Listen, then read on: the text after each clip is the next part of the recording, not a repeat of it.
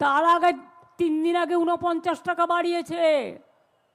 বড় সিলিন্ডারের দাম 2100 টাকা হয়ে গেছে, আর ছোট সিলিন্ডার তাও আবার 1000 টাকা হয়ে গেছে, যেটাতে কিছু নাই বললে চলে, হাপও নাই। আর কি বলছে, 21 দিন আগে থেকে আপনাকে বুক করতে হবে। তার মানে আপনার বাড়িতে যদি এখন গ্যাস না থাকে, আপনি 21 দিন কি ওদের মাথা খাবেন না আমার মাথা খাবেন? কার মাথা খেয়ে থাকবেন? রান্না করবেন কোথায়? এগুলো আগে ভাবা উচিত ছিল না কমরেডদের? ওদের আমি এখন কমরেড বলি, কমরেড বেনামি। কমরেড আগে বোঝা উচিত ছিল না।